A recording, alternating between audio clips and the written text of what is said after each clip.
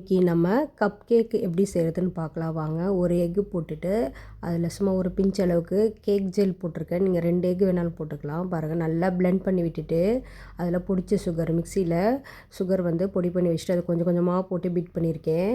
நான் வந்து இன்றைக்கி ஒரு 10 கப் கேக் வர அளவுக்கு தான் போட்டிருக்கேன். பாருங்கள், 80 கிராம் மைதா, 80 கிராம் பொடிச்ச சுகர் போட்டு கொஞ்சம் கொஞ்சமாக போட்டு நல்லா பீட் பண்ணிக்கோங்க.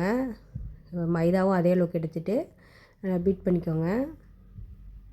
பீட் பண்ணிவிட்டு அதில் வந்து 30 ml வந்து ரீஃபண்ட் ஆயில் போட்டிருக்கேன். ரீஃபண்ட் ஆயில் போட்டுட்டு பாருங்கள், இந்த கன்சிஸ்டன்சி வந்ததும் நம்ம ஆயில் கொஞ்சம் ஸ்ப்ரெட் பண்ணி போட்டுக்கிட்டு ரொம்ப ஓட்ட தேவையில்லை, ஒரு பீட் கொடுத்தா போதும். பாருங்கள், போட்டுட்டு திரும்ப வந்து ட்ரேயில் வந்து கப்பெல்லாம் வச்சுட்டு அதில் பாருங்கள் கொஞ்சம் கொஞ்சமாக ஊற்றி வச்சுருக்கேன். நம்ம ஓடிஜியை 180 டிகிரியில் ப்ரீஹீட் பண்ணி வச்சுருக்கேன்.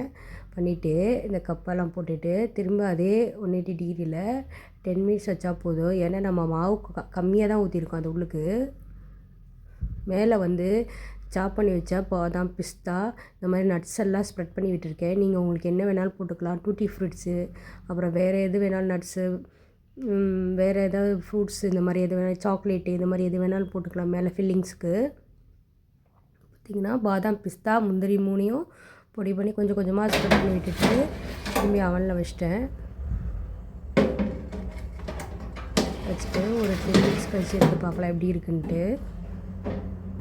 பாருங்கள், நம்மளுடைய கப் கேக்கு நல்லா பேக்காகி வந்திருக்கு. ஒன்று ஓப்பன் பண்ணி பார்க்கலாம். எல்லாமே நல்லா குக்காகிருக்கு. பாதாம், பிஸ்தாலாம் பாருங்கள் அழகாக பிரிக்க வருதுங்க. நான் கூட எப்படி வருமோ என்னமோ நினச்சேன். பாருங்கள், சூப்பராக சாஃப்டாக வந்திருக்கு. மாவு கம்மியாக ஊற்றிருக்கேன், அதனால தான் அவ்வளோ இருக்குது. இன்னும் நிறைய ஊற்றினா பெருசாக வரும். சாஃப்டாக சஃபுல்லாக சூப்பராக இருக்குது பாருங்கள்.